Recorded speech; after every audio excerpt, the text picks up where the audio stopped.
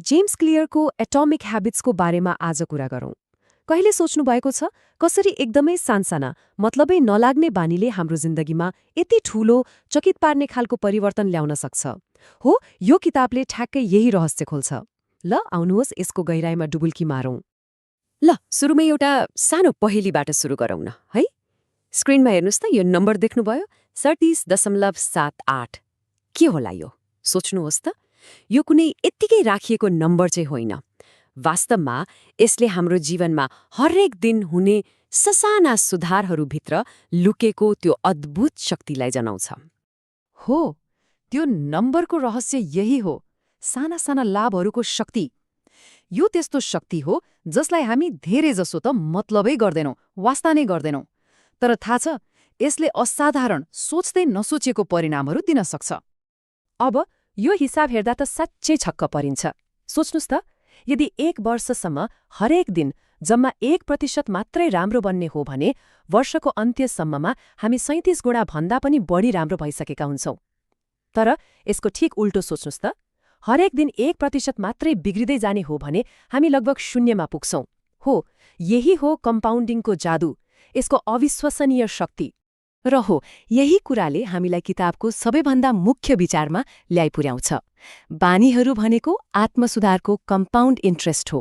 ठ्याक्कै ब्याङ्कमा पैसा राख्दा ब्याजको पनि ब्याज थपिएर बढ्दै जान्छ नि, हो त्यस्तै गरी हाम्रा बानीहरू दोहोर्याउँदा त्यसको असर पनि गुणा हुँदै बढ्दै जान्छ। यो सिद्धान्तको एउटा गजबको साँचो उदाहरण छ ब्रिटिस साइक्लिङ टिमको। सन् 2003 भन्दा अगाडि त उनीहरूको प्रदर्शन एकदमै सामान्य थियो, खासै जित्दैनथे।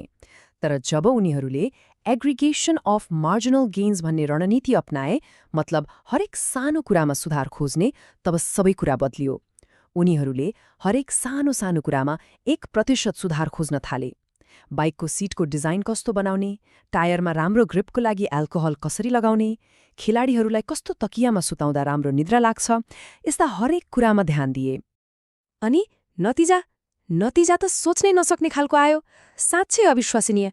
2007 देखि 2017 सम्म, मतलब जम्मा 1 दशकमा ब्रिटिस साइक्लिस्टहरूले 178वटा विश्व च्याम्पियनसिप जिते। अनि 6 वर्षमा 5 पटक त टुर डे फ्रान्स नै जिते। कल्पना गर्नुहोस् त, यो सब कसरी भयो? हो, त्यही साना साना 1% सुधारहरूलाई जोड्दै गएर यो सबै सम्भव भएको थियो। तर कुरा यतिमै सकिँदैन। साना बानीहरूको शक्ति भनेको अङ्क र परिणाममा मात्रै सीमित छैन है। यसको पछाडि त एउटा अझ गहिरो सत्य लुकेको छ। अब हामी के बुझ्छौँ भने बानीले हाम्रो नतिजा मात्र होइन, हाम्रो पहिचानलाई नै कसरी बदलिदिन्छ। त्यसो भए साँच्चै परिवर्तन हुनको लागि सबैभन्दा असरदार तरिका के होला त? हामीमध्ये धेरैजनाले के गर्छौँ? कि त आफ्नो लक्ष्यमा ध्यान दिन्छौँ, मतलब परिणाममा, कि त त्यो लक्ष्य पूरा गर्ने तरिका, मतलब प्रक्रियामा। तर लामो समयसम्म टिक्ने परिवर्तनको जरा त त्योभन्दा कयौं गुणा गहिरो हुन्छ। यहाँ 2 फरक तरिकाको सोचाइलाई हेरौँ। पहिलो हो परिणाम आधारित बानी। यसको लक्ष्य के हुन्छ? मलाई 10 किलो तौल घटाउनु छ। तर दोस्रो पहिचान आधारित बानीको लक्ष्य के हुन्छ? मलाई एक स्वस्थ व्यक्ति बन्नु छ। देख्नुभयो फरक? ध्यान के पाउने भन्नेबाट हटेर को बन्ने भन्नेमा जान्छ। यो फरकलाई एउटा उदाहरणले अझै प्रष्ट पारौँ। मानिलिउँ कोही चुरोट छोड्न खोज्दैछ। कसैले चुरोट दियो भने उसले के भन्ला? धन्यवाद, म छोड्ने कोसिस गर्दैछु। सुन्दा त राम्रै लाग्यो, तर यसको मतलब के हो भने उसले अझै पनि आफूलाई चुरोट खाने मान्छे नै ठानिरहेको छ। तर जब त्यही मान्छेले भन्छ, धन्यवाद, म चुरोट खादिन, हो, यो हो पहिचानमा आएको परिवर्तन। यो वाक्य कति धेरै शक्तिशाली छैन त? अनि यहाँको सबैभन्दा महत्त्वपूर्ण कुरा के हो भने हामीले चाल्ने हरेक सानो कदम हामी कस्तो व्यक्ति बन्न चाहन्छौँ भन्ने पक्षमा दिएको एक भोट जस्तै हो। हरेक दिन हरेक कामले हामी भोट हालिरहेका हुन्छौँ र समय बित्दै जाँदा यिनै भोटहरू जम्मा भएर हाम्रो आत्मछवि र पहिचानको प्रमाण बन्छ। ल, यति धेरै ज्ञानको कुरा त भयो, तर अब प्रश्न आउँछ, यसलाई व्यवहारमा कसरी उतार्ने त? राम्रो बानी बनाउने कसरी? अब हामी ठ्याक्कै यसको लागि एउटा एकदमै व्यावहारिक र शक्तिशाली फ्रेमवर्कको बारेमा कुरा गर्छौँ। हाम्रो हरेक बानी, चाहे राम्रो होस् वा नराम्रो, यही 4 चरणको लूपमा चल्छ। एउटा उदाहरण हेरौँ है त। पहिलो, संकेत, फोनमा नोटिफिकेसनको आवाज आयो। दोस्रो लालसा, ओहो के आयो होला भनेर जान्ने इच्छा जाग्यो। तेस्रो प्रतिक्रिया, फोन उठाएर हेरियो। र चौथो पुरस्कार, केही नयाँ जानकारी पाइयो, त्यो इच्छा पूरा भयो। बस यो चक्र पूरा भयो। र ठ्याक्क यही 4 चरणको लूपमा आधारित भएर जेम्स क्लियरले व्यवहार परिवर्तनका 4वटा सुनौला नियमहरू दिएका छन्। कुनै राम्रो बानी बनाउनु छ भने के गर्ने? त्यसलाई एकदमै स्पष्ट बनाउने, आकर्षक बनाउने, सजिलो बनाउने र सन्तोषजनक बनाउने।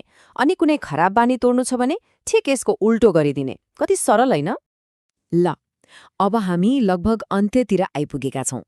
र जाँदा जाँदै एउटा निकै महत्त्वपूर्ण तर हामीले सधैँ मानिआएको सोचलाई चुनौती दिउँ।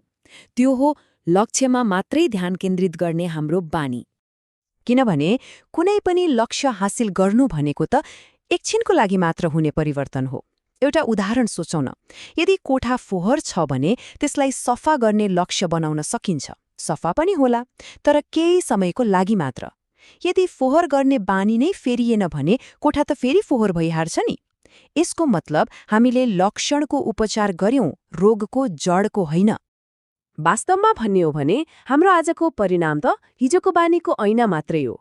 आजको नेटवर्थ हिजोको वित्तीय बानीको प्रतिबिम्ब हो। आजको तौल हिजोको खाने बानीको नतिजा हो। अन्त्यमा हामीले पाउने त्यही हो जे हामी बारम्बार दोहोर्याउँछौं। र यो सबै कुराको अन्तिम र सायद सबैभन्दा महत्त्वपूर्ण निचोड यही हो, हामी आफ्नो लक्ष्यको उचाइसम्म कहिल्यै उठ्दैनौं, बरु हामी आफ्नो प्रणालीको स्तरसम्म खस्छौं। मतलब हाम्रो प्रगति लक्ष्यले होइन, बरु त्यो लक्ष्यसम्म पुग्ने हाम्रो सिस्टम, हाम्रो प्रक्रियाप्रतिको प्रतिबद्धताले निर्धारण गर्छ। साँचो र लामो समयसम्म टिक्ने परिवर्तनको रहस्य अन्ततः हाम्रो प्रणालीमा नै लुकेको हुन्छ।